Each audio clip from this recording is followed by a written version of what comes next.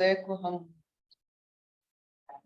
देखते हैं, ये जो माँ सरस्वती की कवच है वो बहुत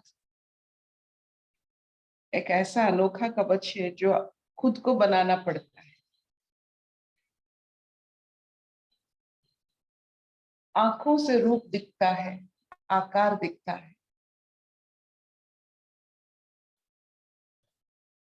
और आत्मभाव से ये रूप सब रूप में घुल जाता है।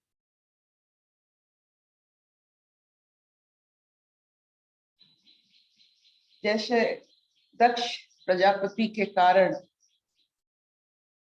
शिव जी अपने प्रिय पत्नी को खोए और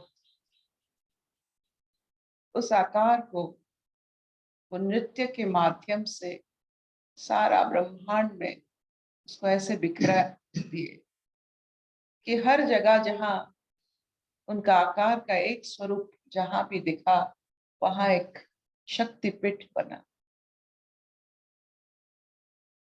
तो माँ सरस्वती की जो अनुभूतियां, उनकी जो आकार हम देखते हैं पूजा में और उपचार करते हैं,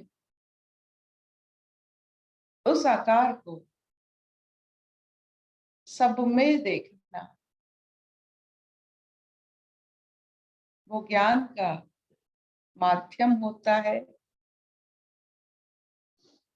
आध्यात्मिक जागरण भी होता है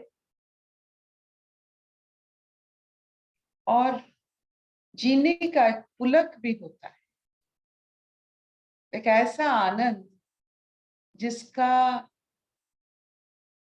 जो भंडार संसार में नहीं, वो ऐसा आनंद जो आपका खुद का है, खुद का बनाया हुआ आनंद, होममेड आनंद, वो संसार से नहीं मिलता है।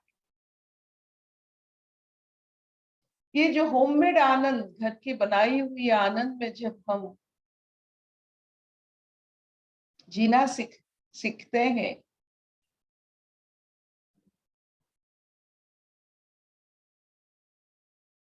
ये जैसे माँ सरस्वती की वाहन श्वेत हंस, तो श्वेत हंस का जैसे हम खुद माँ की वाहन बन जाते हैं, हमारे भी पंख लग जाते हैं, ऊंची उड़ान भरते हैं।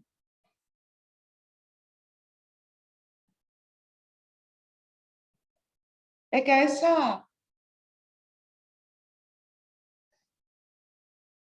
निराकार की अनुभूति होती है कि आकार भी अच्छा लगता है, निराकार भी अच्छा लगता है।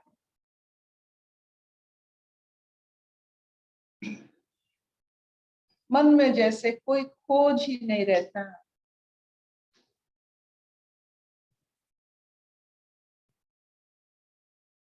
कोई विपरीत भाव नहीं रहता है। जैसे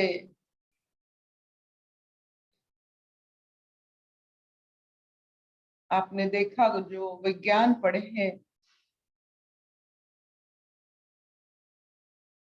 जो लाइट हमें दिखता है अल्ट्रावायलेट से 300 से 700 नैनोमीटर, 400 से एक रेंज होती है,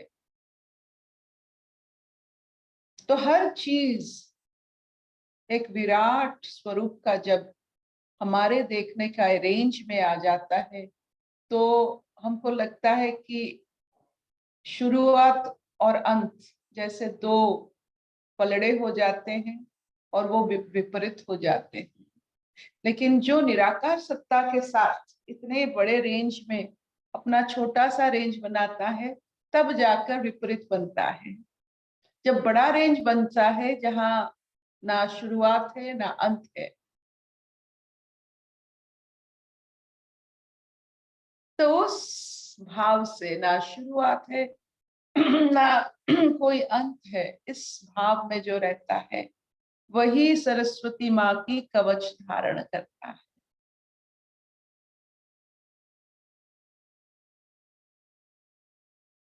और ये कवच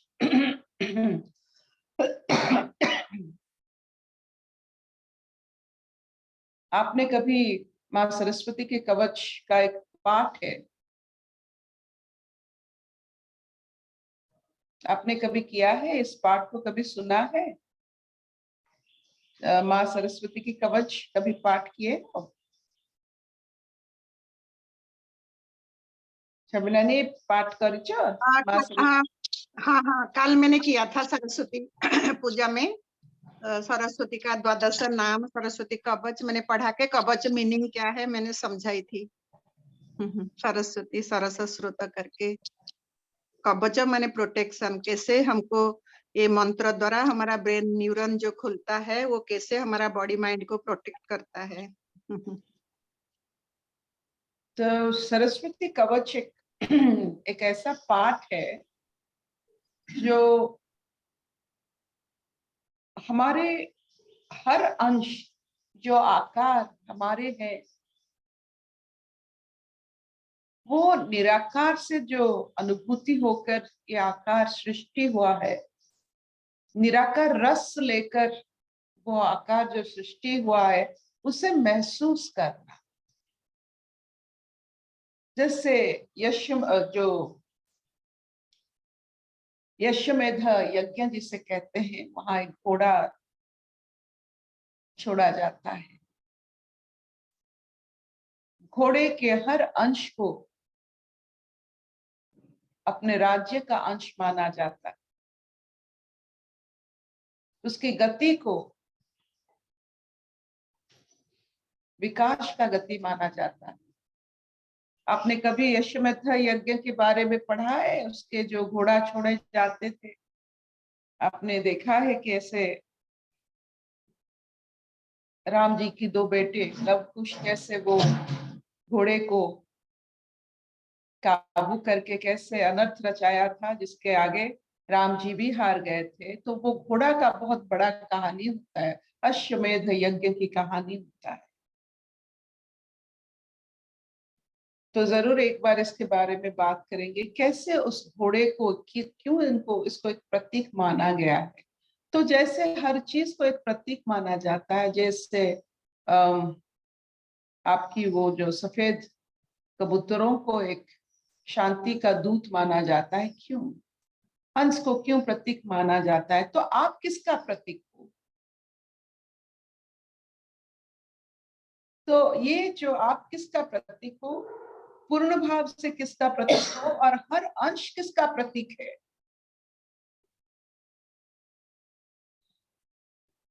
जितना जितना आप अपना खुद का महत्व समझेंगे, उतना आप सबका महत्व आप समझ में आ जाएगा।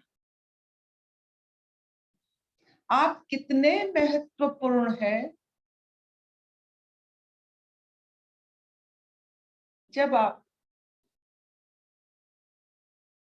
आपकी हर अंश से बड़े प्यार से मिलेंगे, विश्वास से मिलेंगे, रेस्पेक्टफुली मिलेंगे, तब आपको पता चलेगा कि आपका हर अंश कितने महत्वपूर्ण है। चाहे वो बाल का अग्रभाग हो या नाखून का छोटा सा अंश हो जिसे आप काट देते हो, सबका क्या महत्व है।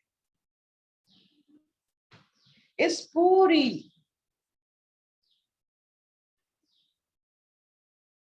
जो ज्ञान होता है, इस पूरी ज्ञान को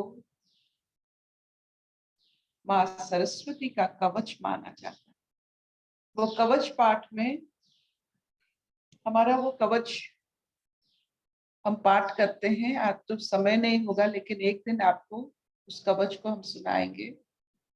तो शुरू होता है वाणी से, शृण्वश्च प्रवक्ष्यामि कवचम सर्वकामदं श्रुतिसारं श्रुतिसुखं श्रुत्युक्तं श्रुतिपूजितम्। इसे लेखटा आरपट कवचटा अन्य, इट्स अ वेरी ब्यूटीफुल कवच। मोर मनरे अछि मैंने अच्छी ठीक अच्छे से कवच पाठ द्वारा आप अपने स्वयं के हर अंश को महत्व देना, ताकि आप संसार में हर चीज का महत्व आप दे सकते हैं। जो संसार की हर चीज को महत्व देता है, महत्व भाव नहीं, पत्थर से लेकर पत्थर तक सबका महत्व है। सिर्फ ये मन की जो उलझन, उसका कोई महत्व नहीं है। मन जितना बारीकी से जो है उसे स्वीकार करता है, उलझन में नहीं रहता है। मनुष्य की मन की उलझन का यहाँ कोई मोल नहीं होता है। सरस्वती कवच में आपका बाल का अग्रभाग का मोल है, लेकिन आपकी मन की जो विविधता है इसका कोई मोल नहीं है। ये आकार तत्व जो निराकार से आए सबका मोल है, लेकिन आपकी माया तत्व, आपकी जो उलझन, आपकी द्वंद्व, इसका कोई मोल नहीं है।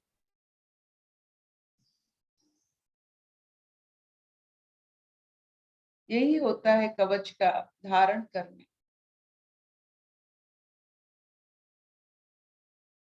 आपका द्वंद्व का कोई मोल नहीं। आप द्वंद्व के मतलब पिंजरे में हो। जितना आप अपने आप से बैर करते हैं, द्वंद्व रखते हैं, उतना आप खुद आपके चारों तरफ पिंजरा बनाते हैं, कवच नहीं।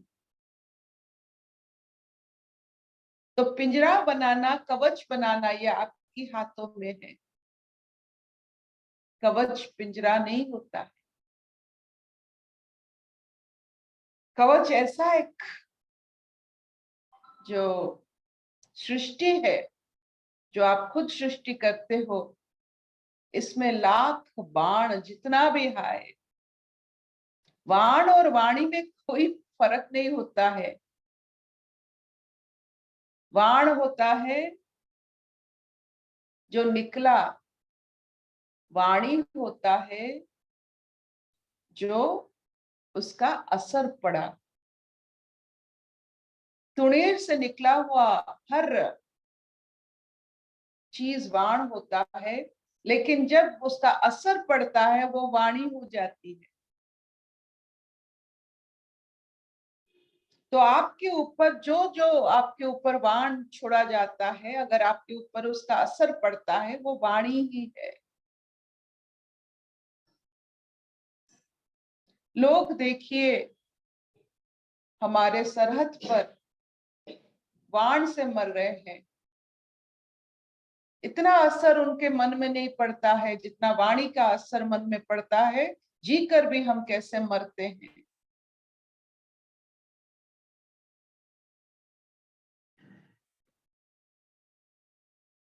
ये जो कवच हम बनाते हैं, ये हर वाणी को, हर वाणी को हित कारक बनाता है। कोई भी वाणी आए वो हमारे लिए हित ही लाता है, क्योंकि हर वाणी माँ सरस्वती का है। अगर आप कुछ सुनते हो, उसका हित कारक भाव जब आपके मन में उदय होता है, इसका मतलब हुआ कि आप माँ सरस्वती की कवच परिधान किए हुए। हर वाणी में आपको हित कारक अनुभूति मिलता है।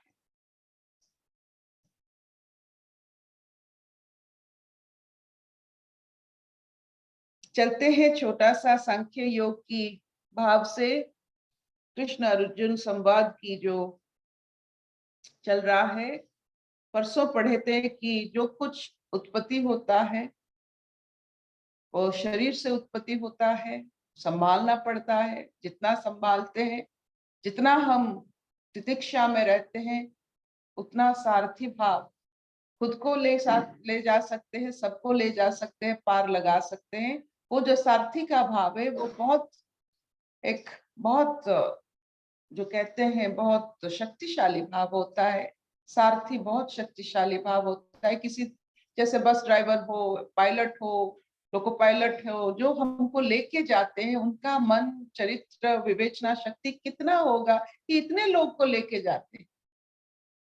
तो बहुत बड़ा औधा होता है इस सारथी भाव का। जो भी आप देखिए, कोई भी, कोई बस चलाता है, कोई रिक्शा चलाता है, ये सब सारथी होते हैं। हम अपना जीवन उनको दे देते हैं, वो हमको चला के लेके जाते हैं, संभालते, रास्ते में खड़े गांव जो भी है, रास्ते का जो ये है वो संभालते हैं और हमें ठीक से पहुंचाते हैं। बहुत बड़ी भाव है। आप अगर देखोगे कोई आपको लेके जा रहा है, उसकी आप जरूर उसका प्रशंसा करना, सारथी भाव को नमन करना। हम यूं ही चलते हैं, लेकिन बहुत ये जो चलाते हैं हमें, हमको नहीं पता चलता है वो कितने, जो कहते हैं कितने अनुशासन से चलाते हैं, जितना समय भी वो चलाते हैं। तो आज देखते हैं आज का प्रश्न है कि अगर कोई एनलाइटन होता है,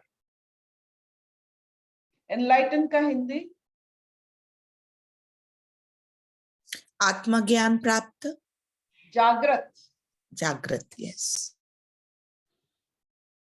देखिए एनलाइटनमेंट इंग्लिश में आप देखो, उसकी शब्द को देखो और अपनी होममेड शब्द को देखो, जागरण, जागृत। जागृत भाव एक अग्नि भाव है। यह अग्नि प्रज्वलित भाव है। तो जो सारथी है वो जागृता में ही सारथी बन सकता है। जो संभालता है वो जागरण के कारण संभालता है, सोते हुए कोई संभाल नहीं सकता है। तो जितना जो जागृत है उतना वो सारथी है। तो हम देखिए, हम जितना सारथी है उतना ही जागरण अपना है, जितना संभालते हैं उतना ही जागृता है। जागृता नहीं है मतलब हम सो रहे हैं। आप जब सोते हो, किसी के काम में नहीं आते हो, आप शव बन जाते हो, शक्ति नहीं है। शव और शक्ति को मिश्रण को शिव कहा जाता है, जागरण कहा जाता है।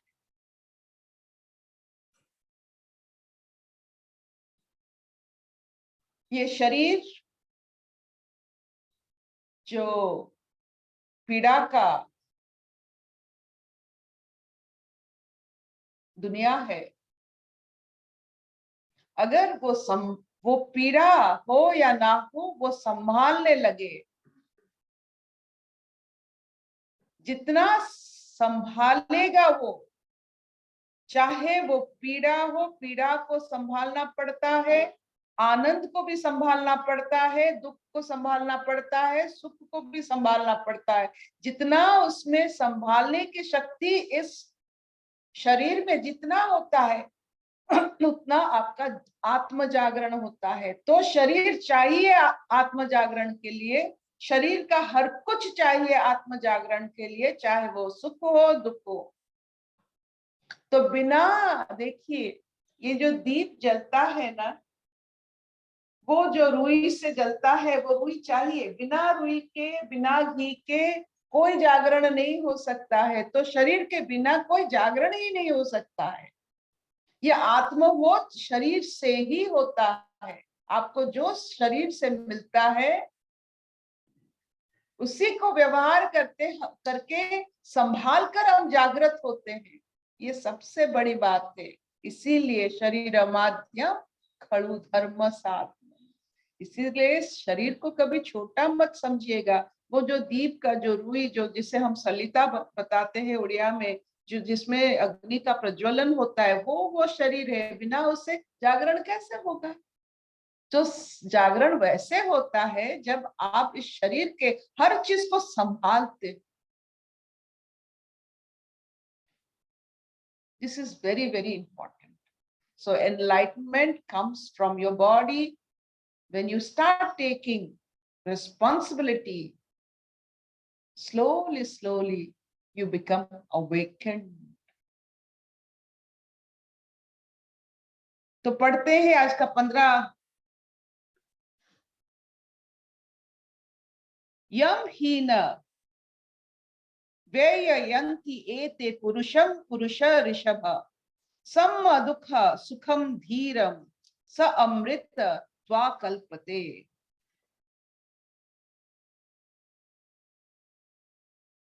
कौन अमर होता है? इमॉर्टलिटी।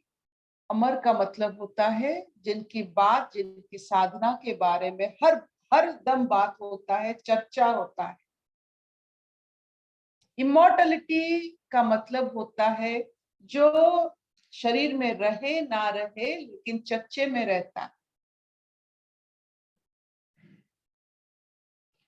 उस साधना और उस साधक का जीवन को जो पुंखानुपुंख भाव से विचार किया जाता है,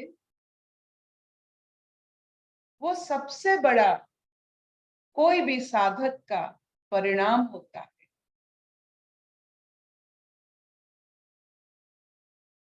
क्रिटिकल एनालिसिस, ऐसा कोई नहीं है जो इमॉर्टल है और उनका एनालिसिस क्रिटिकल एनालिसिस नहीं होता है। चाहे वो राम जी हो, कृष्ण हो, कोई भी जिनके बारे में यहाँ बार बार बात होता है, उनका एनालिसिस होता है। वो इमॉर्टल बनते हैं, वो जीवित रहते हैं हमारे साथ।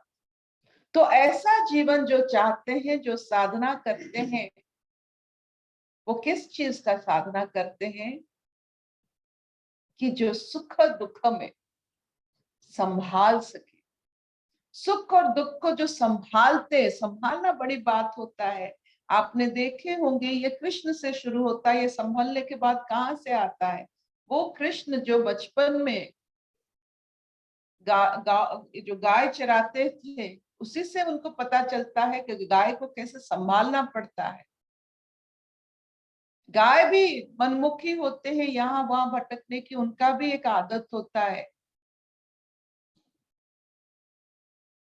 तो ये जो बच्चा गाय को संभालते संभालते संभलना सीख गया, आज सारथी भी बन रहा है।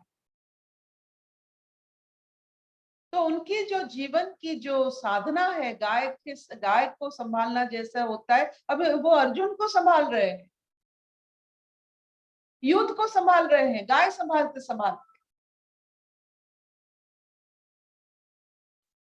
ऐसा ही होता है, जो जितना संभालता है उतना ही उसके ऊपर संसार का संभालना का काम होता है। आज जो गाय संभालता था बचपन में, आज आर्यव्रत का नीति अनिति संभाल रहा है, संभाल ही तो रहा है।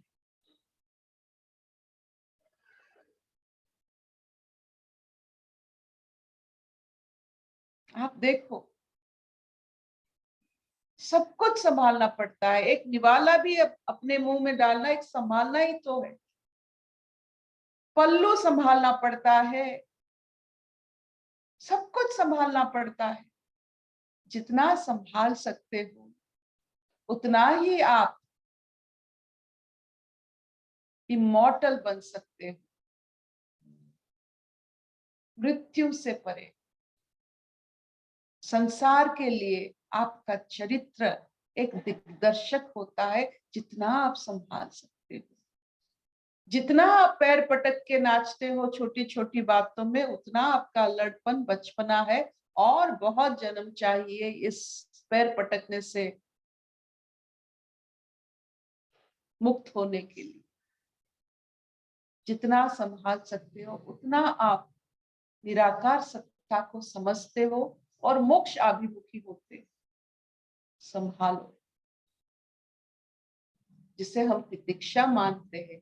एक शब्द है मुमुक्षु, एक शब्द है तितिक्षा। ये दोनों शब्द बहुत ही भारी भरकम शब्द है।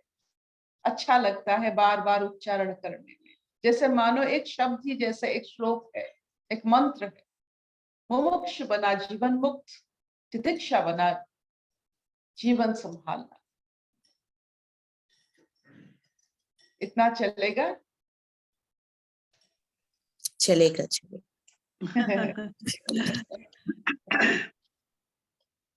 बहुत अच्छा बता। अच्छा, अपने कल माँ सरस्वती की जो सहस्त्र नाम सुना? हाँ सुना? सुना।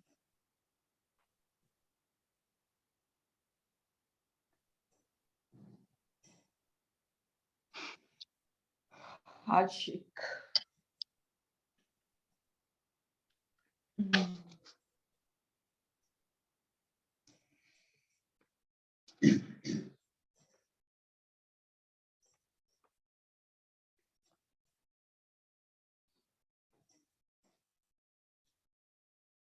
ये जो उनके बारे में जितना भी लिखा गया है, सरस्वती की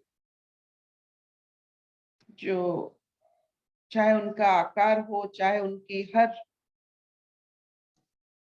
बात हो, जो जो जिन्होंने उनको आवाहन किया है, उनको हम नमन करते हैं। क्योंकि जो सरस्वती नदी की धारा में जिनका आश्रम रहा होगा, वो सरस्वती धारा में बैठकर, वो स्रोत को देखकर, उस पत्थर, वो कंकर, वो सब श्वेत को देखकर उनके मन में ज्ञान की देवी को कैसे वो बनाए, उनके हाथ में वीणा कैसे रखे, स्फटिक माला, उस समय कैसे, स्फटिक का मतलब होता है स्पष्टता। और आजकल आप देखोगे स्फटिक को ब्लड प्रेशर की ट्रीटमेंट भी माना जाता है। बहुत सारे लोग स्फटिक पहनते हैं, जो जो जो जो सब बहुत सारे, जो एलोपैथी में नहीं है, बहुत सारे ऐसे नुस्खे जिसके कहते हैं, स्फटिक को वो जानते थे। विद्या धात्री वो अपने जो पोथी पकड़ाए हैं, वीणा, ये जो सब होता है ना, कैसे, किन किन इंसान, कौन सी भाव में उनका प्रकट हुआ है, कौन इंसान, कौन जीव उनको प्रकट किए हैं।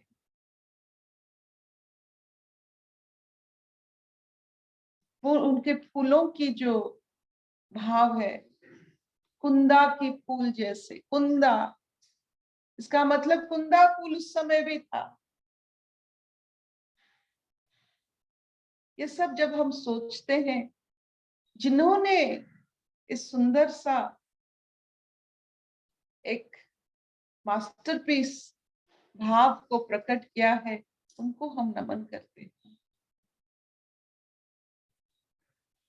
और उस श्लोक से लेकर जो कवि हो या अंकन करने वाला पेंटर हो, वो कैसे उनको आकार दिए हैं,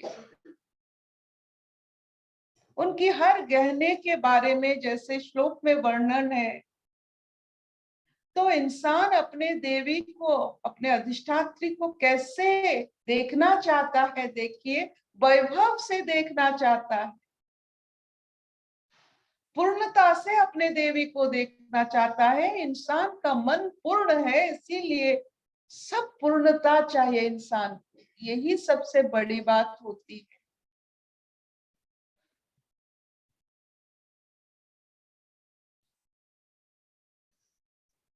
इतना चलेगा, भाव विभोर भाव है। अभी माँ सरस्वती से थोड़ा बहुत कल मुलाकात हुई, तो इसलिए भाव विभोर होते जा रहे हैं। अभी संसार में जाना है। अशतो मा सत्कमय, तमसो मा ज्योतिर्गमय, मृत्युर्मा अमृतंगमय। सर्वे सुखिनः सन्तु, सर्वे सन्तु निरामया, सर्वे भद्राणि पश्यन्तु, मा कश्चित् दुःखभाग् भवेत्। ओम शांति शांति शांति। तो आज कुछ मोती मिला? कुछ मिला आपको? हाँ शब्दानी, दीदी, कुछ हाँ मिला? हाँ मिला, बहुत मिला। हरिओम। मेरे को बहुत अच्छा लगा। जो बाण तुमको छोड़ा जाता है, वो तुम्हारा बाल के अग्र में भी मौजूद है। माने तुम वो बातें को समझते नहीं हो, लेकिन मन संबंधी कोई भी विचार सब माया है। उसमें हाँ। कितना भी तुम बड़ा करके तुम करो, उसमें नहीं है जो प्रेजेंस, जो पूर्णता, जो ऐश्वर्य का तत्व, जो तुम्हारा बाल में भी मिलेगा, इतना प्यूरिटी हर अणु में मिलेगा। शरीर जितनी आपके शरीर जो बना है हाँ, वो निराकार सत्ता से बना है, लेकिन आपका मन निराकार सत्ता से नहीं बन रहा है। हाँ, वेरी सही एकदम। तो शरीर माध्यम कलु धर्म साधनम, मनो माध्यम कलु धर्म साधनम नहीं लिखा है। तो शरीर को मान्यता दीजिए, हाँ, शरीर को, हर अंश को। आपने कभी अश्वमेध यज्ञ की उस घोड़े के बारे में जरूर पढ़िएगा, उसको कैसे राज्य का, जैसे जैसे उसका जो धमनी होता है जिसमें रक्त की प्रभाव, वो जैसे राज्य का नदी है, उसकी बाल जितने हुए जैसे वो पूरा जंगल है, इसके कैसे वो प्रतीक करके, एक प्रतीक करना, जैसे आप किसका प्रतीक हो, बिल्कुल। आपका बाल किसका प्रतीक है, आपकी आंख सूर्य के समान किसका प्रतीक है। ये जो जैसे हमने बोला था ना, सती के जब शिव ने तांडव करके मृत्यु शरीर को वो पूरा बिखार रहे थे, तो शक्तिपीठ बनता है। आप भी, आपका हर अंश शक्तिपीठ है, लेकिन ये मन के कारण अपने आप को हम बहुत इतना ही कम बहुत कम महसूस देते हैं। और माँ जितना जब- कम है, इतना मन उछल कूद करता रहता है वो बच्चा जितना जैसा। आप अपने जितना कुछ नहीं संभाल पाता, कुछ जितना नहीं आप जीवन। अपने आप को महत्व कम देते हो, आपका मन उतना भारी होता है। मन बड़ा तो तन छोटा। अभी इसी से मेरे को अभी लग रहा है जैसे सरस्वती का पिक्चर वो क्रिएशन बना है, जो भी इतना सारा ये जो हम जिनके आगे माथा टेकते हैं, ये कोई वही श्लोक से रचना किया हुआ भाव को लेकर कितने परिपूर्णता से बना रहे कि अब तक मैं जब भी देखती हूँ इस चित्र को, मैं भर जाती हूँ, सब भर जाते हैं। कैसे?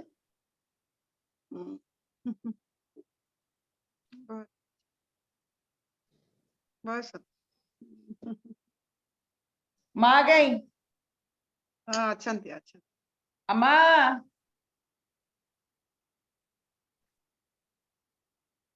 माँ, माँ लो माँ। नहीं नाहंती से चली गलनी। चलिए नहीं हो दीदी आप लोग हम हमारे सारथी हो। हाँ।